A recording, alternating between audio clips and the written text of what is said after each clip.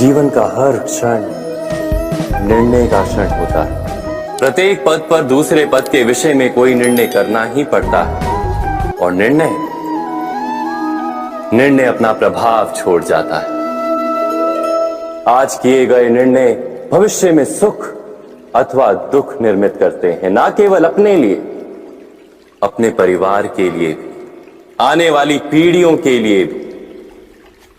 जब कोई दुविधा सामने आती है तो मन व्याकुल हो जाता है, अनिश्चय से भर जाता है। निर्णय का वो क्षण युद्ध बन जाता है और मन बन जाता है युद्ध भूमि।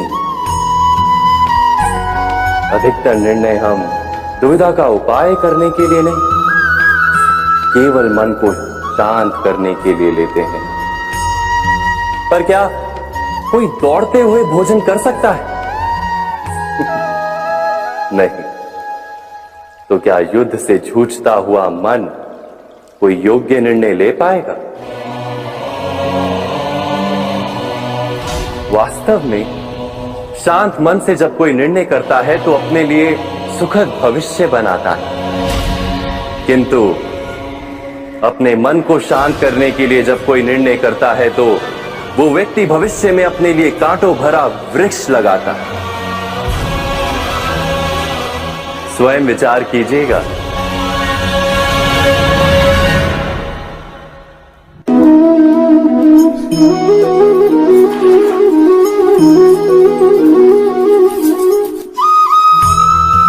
जीवन में आने वाले संघर्षों के लिए जब मनुष्य स्वयं को योग्य नहीं मानता, जब उसे अपने ही बल पर विश्वास नहीं रहता, तब वो सद्गुणों को त्याग कर दुर्गुणों को अपनाता है।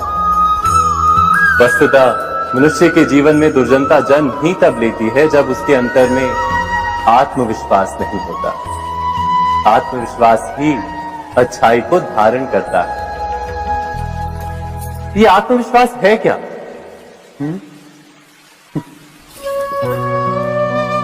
जब मनुष्य ये मानता है कि जीवन का संघर्ष उसे दुर्बल बनाता है, तो उसे अपने ऊपर विश्वास नहीं रहता। वो संघर्ष के पार जाने के बदले संघर्ष से छूटने के उपाय ढूंढने लगता है। किंतु जब वो ये समझता है कि ये संघर्ष उसे अधिक शक्तिशाली बनाते, ठीक जैसे व्यायाम करने से देह की शक्ति बढ़ती है, तो प्रत्येक संघर्ष के साथ उसका उत्साह बढ़ता है। अर्थात आत्मविश्वास और कुछ भी नहीं, मन की स्थिति, जीवन को देखने का दृष्टिकोण मात्र है। और जीवन का दृष्टिकोण तो मनुष्य के अपने वश में होता है। स्वयं विचार कीजिए।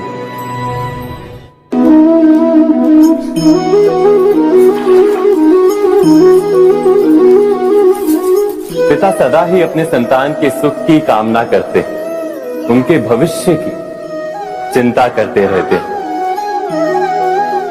इसी कारणवश सदा ही अपने संतानों के भविष्य का मार्ग स्वयं निश्चित करने का प्रयत्न करते रहते। जिस मार्ग पर पिता स्वयं चला है, जिस मार्ग के कंकर पत्थर को स्वयं देखा है, मार्ग की छाया, मार्ग की धूप को स्वयं जाना है, उसी मार्ग पर उसका पुत्र भी चले, यही इच्छा रहती है हर पिता की। निस्संदेह उत्तम भावना है ये।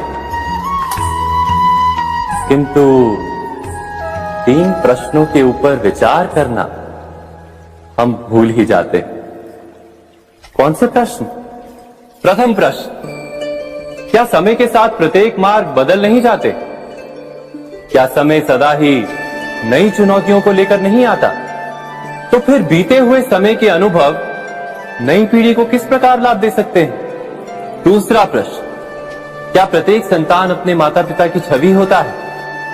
हाँ, संतानों को संस्कार तो अवश्य माता पिता देते हैं, किंतु भीतर की क्षमता तो ईश्वर देते हैं। तो जिस मार्ग पर पिता को सफलता मिली है, विश्वास है कि उसी मार्ग पर उसकी संतानों को भी सफलता और सुख प्राप्त होगा। तीसरा प्रश्न, क्या जीवन के संघर्ष और चुनौतियां लाभकारी नहीं होती? क्या प्रत्येक नया प्रश्न एक नए उत्तर का द्वार नहीं खोलता? तो फिर संतानों को नए नए प्रश्नों, संघर्षों और चुनौतियों से दूर रखना, ये उनके लिए लाभ करना कहलाएगा या हानि पहुंचाना? अर्थात जिस प्रकार संतान के भविष्य का निर्माण करने के बदले उसके चरित्र का निर्माण करना श्रेष्ठ है, वैसे संतानों के जीवन का मार्ग निश्चित करने के बदले उन्हें नए संघर्षों के साथ जूझने के लिए मनोबल व ज्ञान देना अधिक लाभदायक नहीं होगा? स्वयं विचार कीजिए। मनुष्य की सबसे बड़ी दुर्बलता क्या होती है? सोचिए। धन, प्रेम, अहंकार। मनुष्य की सबसे बड़ी दुर्बलता होती है उसके रहस्य। चाहे आप कितने भी शक्तिशाली क्यों ना हो, कितने भी प्रबल क्यों ना हो, परंतु उसके रहस्य उसके नाश की चाबी होती है। इसलिए यदि प्रबल रहना है, शक्तिशाली रहना है, समर्थ रहना है, तो अपने रहस्य को किसी को भी ना बताएं, ना मित्र को और ना ही शत्रु को, क्योंकि समय पड़ने पर कब कौन शत्रु हो जाए ऐसा कहना संभव नहीं। विभीषण को रावण के अमृत कुंड का ज्ञात था, इसीलिए प्रभु श्री राम रावण का वध करने में सफल हो सके। इसलिए उचित यही है कि आप अपने रहस्य को स्वयं तक ही सीमित रखें। मनुष्य जीवन की परीक्षा में सफल होने के लिए क्या नहीं करता?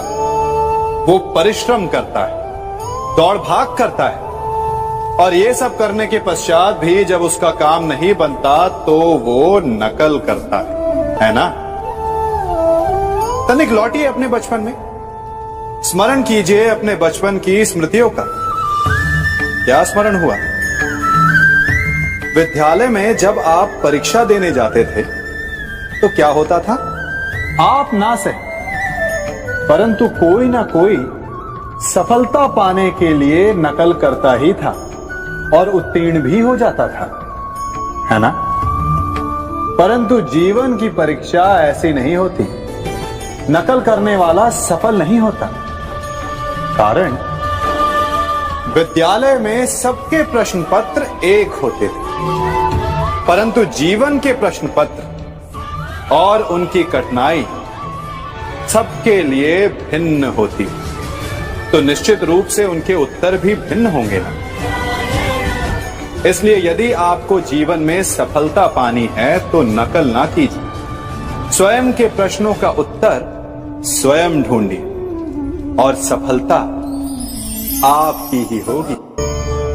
मनुष्य का जीवन हार और जीत, विजय और पराजय, सफलता और असफलता के मध्य झूलता रहता है। आपके साथ भी ऐसा होता होगा, है ना? जब आप सफल होते हैं, किसी चुनौती पर विजय पाते हैं, तो मन प्रसन्नता से आनंद के उपवन में झूमने लगता है, और जब आप असफल होते हैं तब मन दुख और पीड़ा के सागर में डूबने लगता है। परंतु वास्तव में सफलता और असफलता है क्या? तनिक ध्यान से सोचिए। ये केवल हमारी मनोस्थिति मात्र है। हमारी पराजय तब नहीं होती जब हमारा शत्रु विजय प्राप्त कर ले। हमारी पराजय तब होती है जब हम पराजय स्वीकार करें। हम असफल तब नहीं होते जब हम लक्ष्य ना पा सके। हम असफल तब होते हैं जब हम प्रयास करना बंद कर दें। इसलिए प्रयास करते रहें और हार ना माने, क्योंकि जिस दिन आप हार स्वीकारना बंद कर देंगे, जीत आपके चरणों में होगी। अब सबने बरगद के वृक्ष को तो देखा ही होगा। क्या आपको ज्ञात है, बरगद के वृक्ष के बीज का आकार राई से भी छोटा होता है, परंतु बरगद का वृक्ष संसार के महाकाय वृक्षों में जाना जाता है। जब उसका जन्म होता है तब उसमें वो जटाएं, वो शाखाएं नहीं होती, परंतु जैसे जैसे उसका विस्तार होता है जैसे जैसे वो अधिक शाखाओं का भार उठाता है, अधिक पत्तियों का सृजन करता है, वैसे वैसे उसकी शाखाएं जटाएं बनकर जड़ तक पहुंचती है और इस वृक्ष को सहारा देती है। ये जीवन का बहुत महत्वपूर्ण पथ है। बिना लोभ लालच शुभ कार्य करें, अन्य लोगों की सहायता करें। धीरे धीरे आपने जिनकी सहायता की वो आपके सहायक बनते जाएं, आपकी जड़ों को और बलशाली बनाएंगे, आयु मान और आकार बढ़ाएंगे। सहजीवन, सहायता और निष्काम कर्म आपको मृत्यु के पश्चात भी मरने नहीं देगा, आपको अमर रखेगा। हमारा शरीर प्रकृति का एक महान आविष्कार है। इससे जटिल संरचना संसार में और कोई नहीं। हमारा शरीर जितना जटिल है, यदि इसे ठीक से जाना जाए तो इससे अधिक सरल ज्ञान देने वाला और कोई नहीं। हमारे शरीर में पंच इंद्रियां होती हैं जो हमें भाव, गुण और वस्तुओं का बोध कराती हैं। हमारे पास आंखें हैं, नाक है, स्पर्श के लिए त्वचा है, कान है और जीभा है। सबका भिन्न भिन्न कार्य है। आंखों से देखना, कानों से सुनना, नथनों से श्वास लेना, त्वचा से स्पर्श करना और जीभा से स्वाद लेना। परंतु क्या आपने कभी सोचा कि प्रकृति ने हमें 2 आंखें दी, 2 नथने दी, 2 कान दी, स्पर्श के लिए ये पूरा शरीर दिया, परंतु जीभा केवल 1 दी? ऐसा क्यों? क्योंकि प्रकृति चाहती है कि हम देखें अधिक, सुने अधिक और ज्ञान अधिक अर्जित करें, बोले कम। क्योंकि अधिक वाचाल नाश को निमंत्रण देता है। स्मरण रखिएगा।